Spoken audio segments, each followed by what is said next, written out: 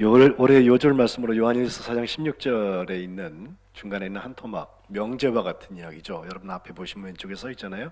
하나님은 사랑이시다. 예. 다 아시죠, 여러분? 하나님 사랑이신 거 알죠? 이 요한일서 4장 16절에 나오는 말씀이에요. 근데 오늘 제가 봉독한 7절로 16절 사이에 보면 하나님은 사랑이시다라는 말이 한 번 나오지 않고 8절에도 나와요. 제가 오늘 그 두 가지 얘기를 하려고 그래요. 근데 먼저 이 요한일서를 쓴 요한의 편지라고 하니까 그 요한이 누구냐에 대한 얘기를 먼저 좀 볼 필요가 있어요. 예수님의 제자가 12명, 예수님이 직접 뽑으셨는데 그 12명 중에서 불량품이 하나 나와서 십자가와 부활 그 사건을 지나고 난 다음에 변동이 생기죠.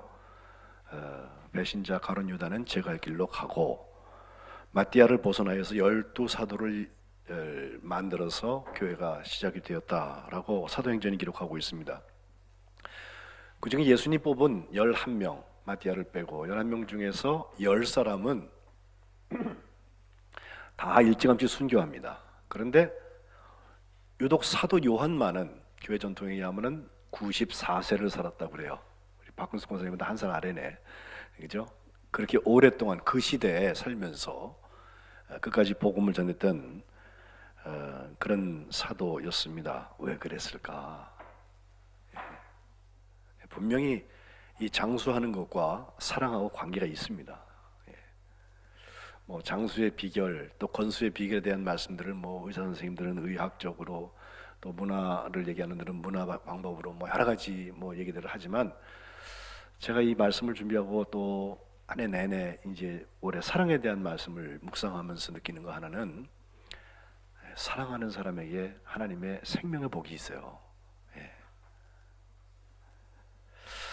이 요한이라는 사람, 마가복음 1장 16절부터 20절에 제일 먼저 등장을 하는데 거기 예수님께서 제자 네 사람을 부르시는데 먼저 시몬과 안드레를 부르시고 이어서 세베대의 아들 야고보와 요한을 부르십니다. 다 어부였습니다.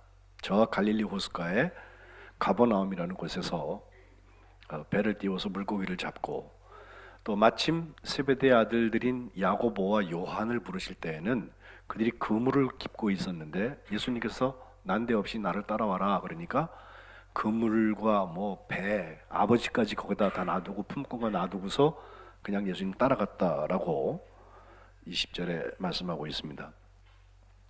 놀랍게도 이 네 사람 중에서 안드레를 뺀 베드로와 야고보와 요한 세 사람은 12사람 중에서도 선택받은 3인방 같은 역할을 해서 예수님하고 지근거리에 있었습니다. 특별히 중요한 일을 하실 때 예수님께서 3인들을 데리고 가셨는데 먼저는 회당장 야이로의 딸을 고치실 때 마가복음 순서대로 보면은 5장 37절에 베드로와 야고보와 야고보의 형제 요한 외에 아무도 따라옴을 허락지 아니하시고 그 회당장 집에 가셔서 그 아이를 달리다 쿰 해서 죽었던 아이를 살리시는 기적을 베푸시는데 그때 요 세 사람 중에 한 사람이 요한이었습니다. 마가복음 9장에 가면 이제 예수님께서 변화산에 올라가시는 장면이 나오는데 9장 2절에도 예수께서 베드로와 야고보와 요한을 내리시고 따로 높은 산에 올라가 섰더니 그들 앞에서 변형되셨다. 따로 데리고 가신 것입니다.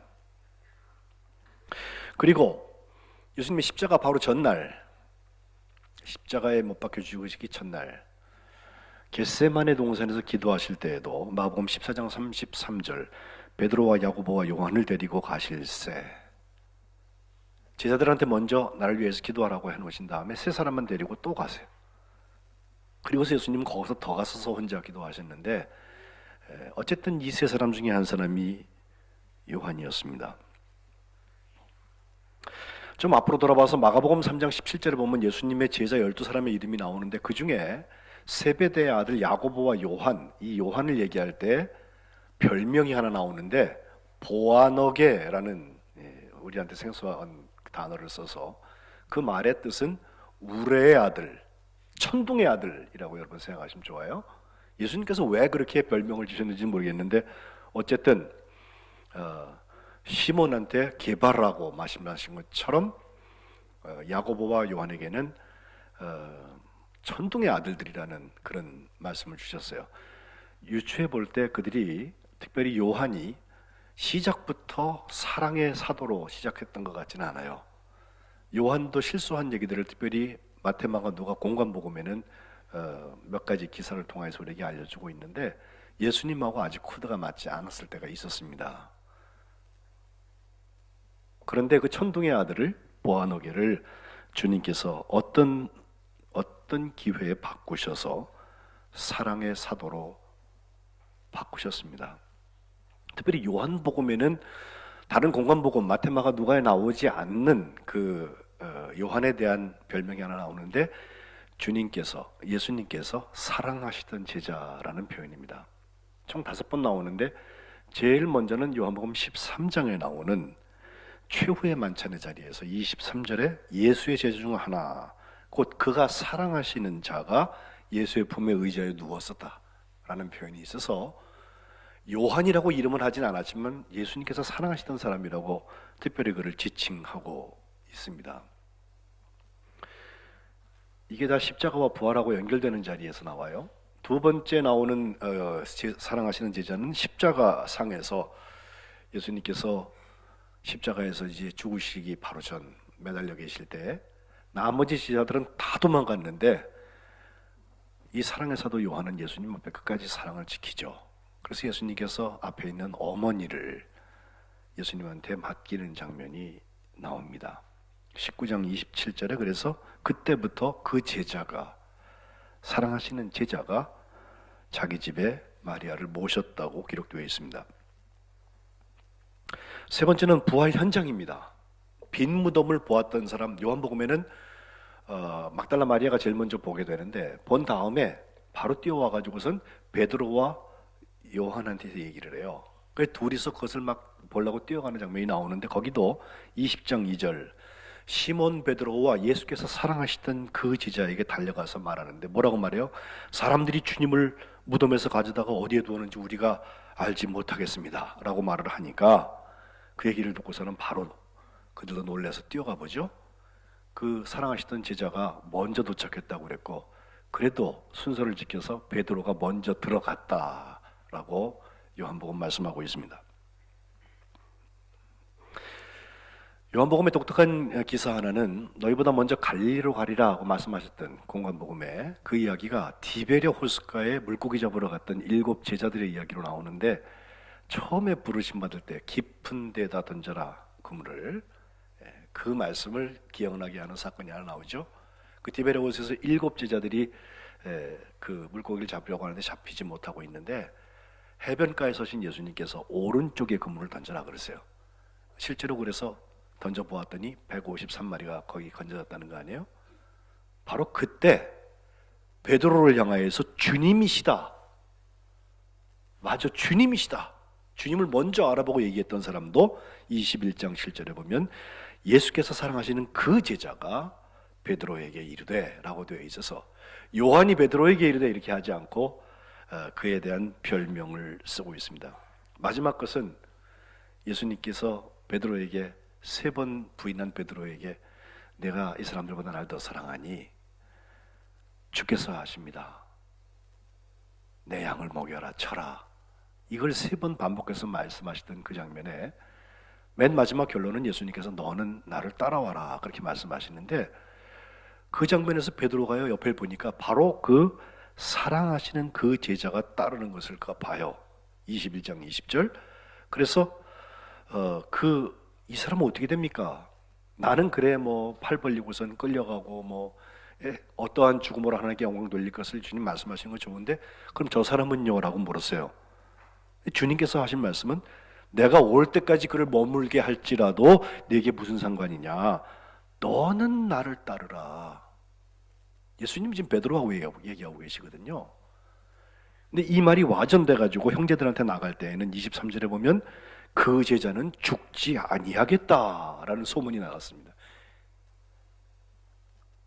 예수님 때에도 예수님의 말씀을 들으면서 그 제자들도 말에 와전이 생겨요. 이 커뮤니케이션의 문제죠. 그러나 예수님의 말씀은 그가 죽지 않겠다라고 말씀하신 게 아니라 내가 올 때까지 그를 머물게 한다고 할지라도 너하고 무슨 상관이 있냐? 너는 나를 따르라 라고 베드로에게 말씀하신 것이다 라고 23절에 분명히 말씀하고 있습니다. 그래서인지 요한은 오래 살았습니다. 자연사한 유일한 제자였습니다. 44년이 되었을 때 AD 44년도에 헤롯 아그리파 1세가 예수 믿는 사람들한테 큰 박해를 했을 때, 이건 유대 분봉왕인데도 박해를 했어요. 그때 도망가기를 저기 터키의 소아시아 지역으로 가서 거기 요한계시록에 나오는 소아시아 7교회, 그 교회들을 다니면서 잘 치리하고 섬기고, 특별히 에베소 중심으로 활동하는 것을 역사가 얘기하고 있습니다. 거기서 목회를 무려 한 50년쯤 했습니다. 그래서 AD 95년 되었을 때, 그때는 아예 로마 황제였던 도미티아누스라는 황제가 로마 전부에 있는 그리스도인들을 박해를 해서 군인들한테 체포돼서 거기서 유배가 되는데 반모라는 섬으로 유배가 되었습니다. 마치 귀양살이처럼 섬에다 가둬놓았는데 거기 동굴에 들어 앉았는데 거기서 하나님께서 도미시안은 그를 동굴에다가 가둬놓았지만 거기도 계신 하나님께서 그 사랑의 사도에게요 마지막 날에 대한 계시를 보여주신 게 우리 성경 중에서 맨 마지막 요한계시록이에요. 그러는 동안에 96년도가 되었을 때는 그 도미티아누스라는 황제가 암살이 돼요. 그래서 다시 사면되어서 에베소로 돌아와가지고 거기서 몇 년 더 살지 못했지만 그 중에 요한복음과 요한 1, 2, 3서를 썼다고 보는 것이 대체적인 의견입니다. 특별히 그 마지막 만년 한 4년 정도간에 그는 너무 노쇠하여서 제대로 설교할 수 없어서 서 있지도 못하고 부축을 받고 이렇게 들것에 실려 다녔다고 하는데, 한번 생각해 보세요. 예수님의 제자들이 12명 다 순교했어요. 그리고 혼자 남았어요. 그리고 수십 년이 지났어요. 그러니까 눈으로 본 증인, eye witness라고 영어로 말하는데, 눈으로 본 증인들 중에서 유일한 제자라니까요, 권위가 있어요. 물론 베드로가 수제자일 수 있고 야고보가 형일 수 있어요. 그 야고보는 사도행전 12장에 보면은 사도 중에서 제일 먼저 순교한 사람이 되죠. 예. 근데 어찌하든 끝까지 살아남은 이 요한에게 예수님 봤을 때 얘기 좀 해달라고 얘기하면 그 요한의 설교는 너무 간단했어요. 사랑하는 자들아 서로 사랑하라. 아예 그 얘기만 하지 말고 다른 얘기 좀 해주세요. 예수님하고 있을 때 무슨 일이 있었어요? 간증 듣고 싶어요 라고 얘기해도 요한의 대답, 주님이 말씀하셨다. 새 계명을 너에게 준다 그러셨는데 너희는 서로 사랑하라. 그는 만년에 이 설교만 했다고 그래요.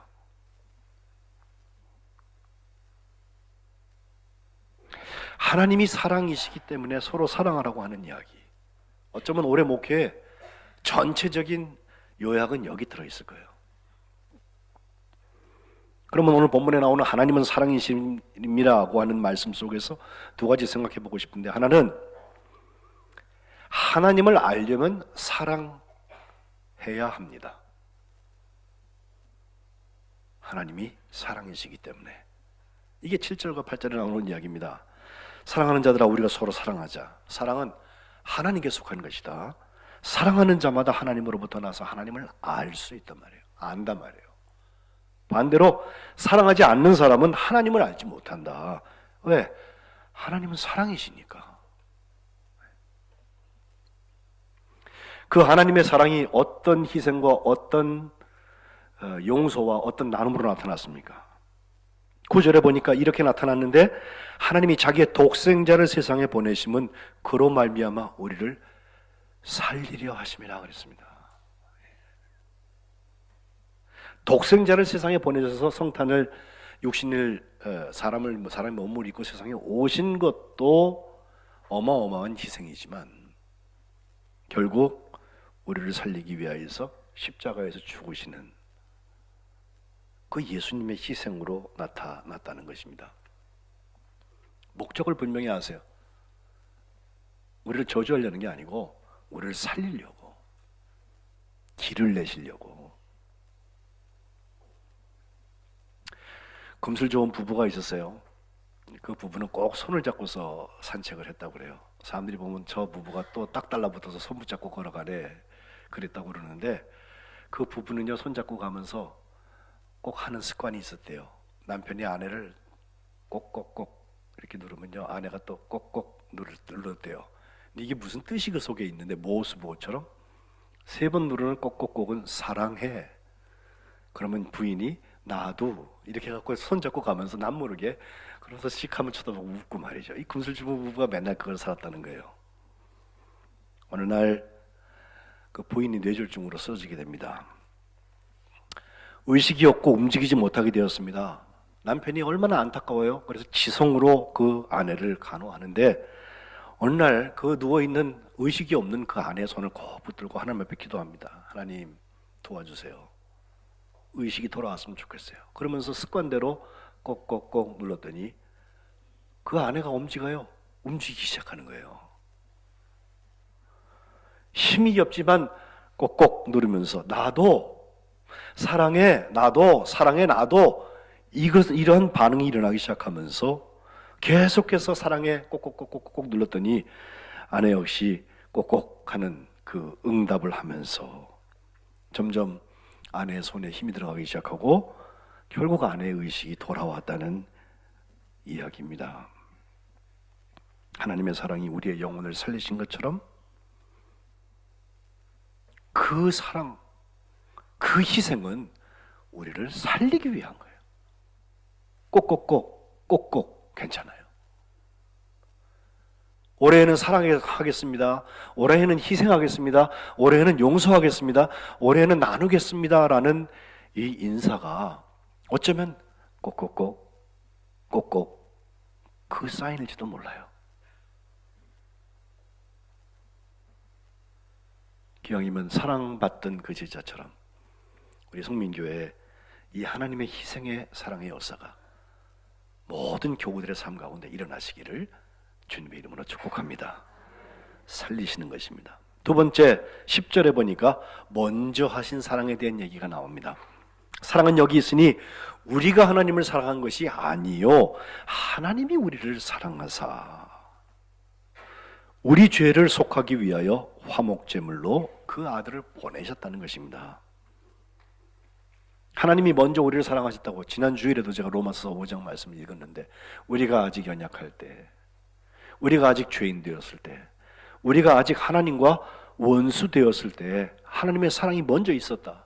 우리를 찾아왔단 말이에요. 우리를 위해서 십자가의 사랑이 있었다. 이걸 통해서 우리를 향한 하나님의 사랑을 확증하셨다고 로마서는 말씀하고 있는데, 바로 그 사건은 우리를 사랑하셔서 우리의 죄를 용서하기 위하여서 화목제물은 결국 죽는 것입니다. 그 아들을 보내셨다고 10절은 말씀하고 있습니다. 본문 이후에 19절에도 가면 우리가 사랑하는 것은 그가 먼저 우리를 사랑하셨음이라 라고 말씀하고 있어요. 지난주에도 제가 인용했는데 요한복음 15장에 나오는 포도나무 그리고 가지에 비유해서 15장 16절 너희가 나를 택한 것이 아니요 내가 너희를 택하여 세웠다라고 하는 거. 그 용서의 이니셔티브는 하나님한테 있습니다. 우리가 굉장히 너그럽고 우리가 굉장히 덕이 높고 인격이 고매해서 다른 사람보다 훨씬 더 많이 사랑할 수 있을 것 같지만 용서에 관한 부분은 그렇지가 않아요. 용서 받은 사람이 용서합니다. 세 번째 나눔에 대한 이야기는 11절 12절에 나오는데 다시 한번 사랑하는 자들하고 부르면서 하나님이 이같이 우리를 사랑하셨은즉 우리도 서로 사랑하는 것이 마땅하도다 그랬습니다. 우리가 서로 사랑하는 것은 선택이 아니라 꼭 해야 되는 일입니다. 보통 사람들은 사랑하면 훌륭한 사람이고 사랑 안 해도 뭐 할 수 없지 이렇게 살지 모르겠어요. 그러나 우리들은 그렇지 않습니다. 사랑하는 게 마땅하고 사랑하지 않는 것은 직무유기입니다. 사랑하지 않는 것은 주님이 세 계명으로 주신 가장 큰 계명을 어기는 것입니다. 왜? 우리는 하나님의 사랑을 받은 사람이기 때문에, 우리는 탕감받은 사람이고 우리는 용서받은 사람들이기 때문에 용서에 관한 한, 그리고 나눔에 관한 한, 그리고 희생에 관한 한 남들보다 앞서갈 수 있어요. 요한복음 3장 16절, 요한문서 중에서 가장 요절이 되는 말씀이죠. 다 외우실 거예요. 아마 이제 하도 해서 하나님이 세상을 이처럼 사랑하사 독생자를 주셨으니 이는 그를 믿는 자마다 멸망치 않고 영생을 얻게 하려 하십니다. 그죠? 세트가 하나 있어요. 요한복음 3장 16절과 함께 요한 1서 3장 16절에 가보면 이어지는 말씀인데, 그가 예수님이 우리를 위해서 목숨을 버리셨으니 우리가 이로써 사랑을 알고 우리도 형제들을 위하여서 목숨을 버리는 것이 마땅하니라. 우리가 서로 사랑하는 것이 마땅하다는 것입니다. 본문 12절에 어느 때나 하나님을 본 사람이 없지만 만일 우리가 서로 사랑하면 하나님이 우리 안에 거하시고 하나님의 사랑이 우리 안에서 온전히 이루어진다고 그랬어요.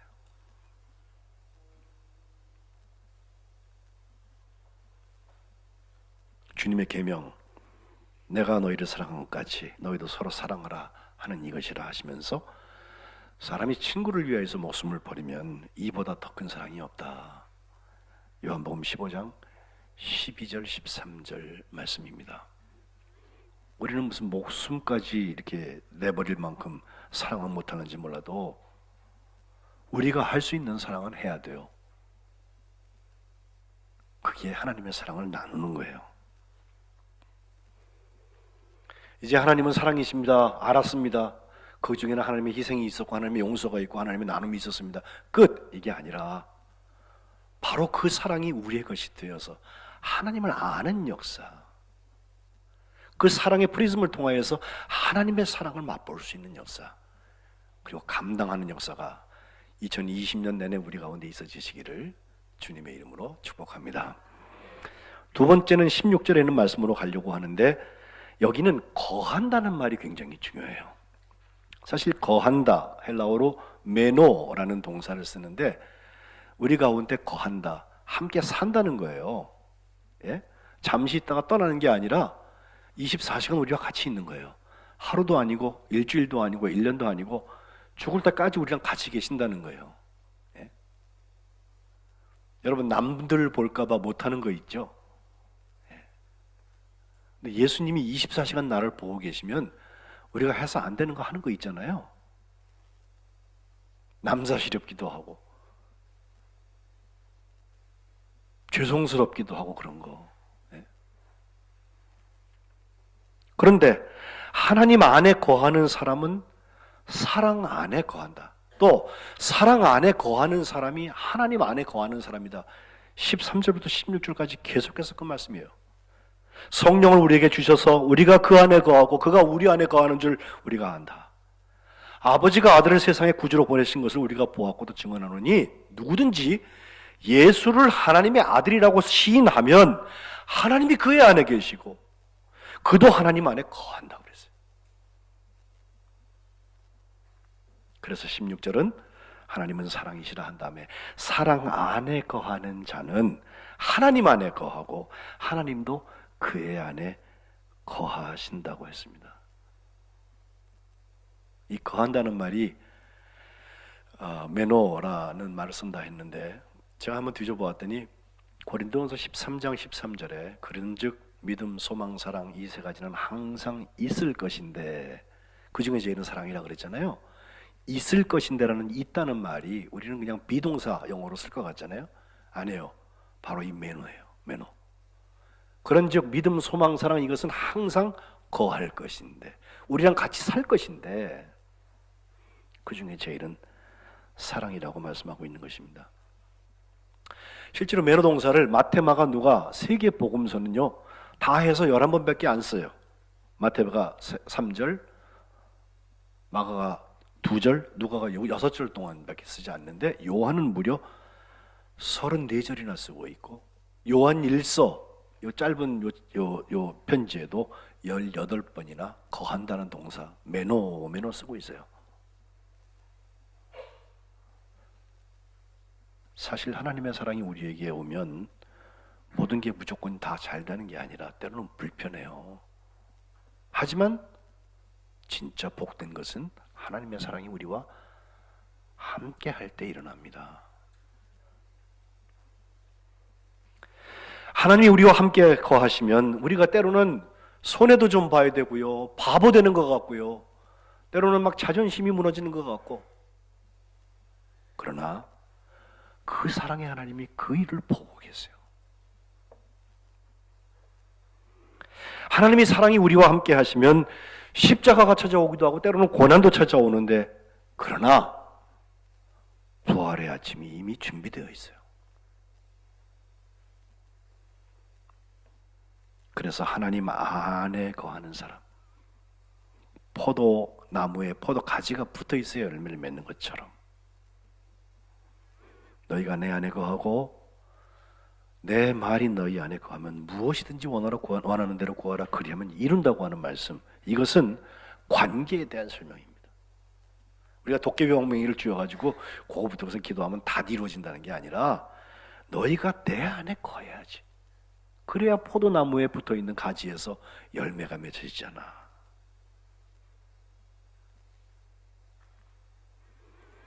누구든지 그의 말씀을 지키는 자는 하나님의 사랑이 참으로 그 속에서 온전하게 되었나니 이로써 우리가 그의 안에 있는 줄을 아노라. 요한일서 2장 5절 말씀입니다. 6절, 그의 안에 산다고 하는 자는 그가 행하시는 대로 자기도 행할지니라 라고 말씀하고 있습니다.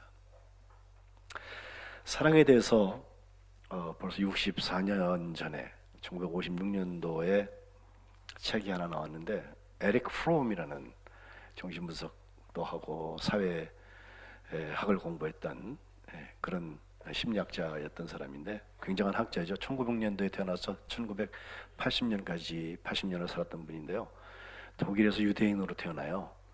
그래서 나중에 나치가 막 유대인들 죽이려고 그러니까 망명해서 미국 가 있고 나중에 스위스에서 죽게 되는데, 그 The Art of Loving이라고 사랑의 기술, 우리나라도 옛날에 번역됐습니다. 제가 학교 다닐 때도 그 열심히 읽고 그랬는데, 거기 보면 사랑에 대해서 네 가지 특징적인 요소들, 기본적인 요소가 있다. 제일 첫 번째는 돌봄이다. 관심과 돌봄, care라고 그랬고, 두 번째는 responsibility, 그 책임이다. 사랑은 책임이다 그랬고, 그리고 세 번째는 respect라고 그랬습니다. 존중한다는 뜻입니다. 그리고 마지막은 knowledge라고 했는데 그냥 지식적인 알미 아니라 understand 하는 거예요. 밑에 들어가서 그를 알아주는 거.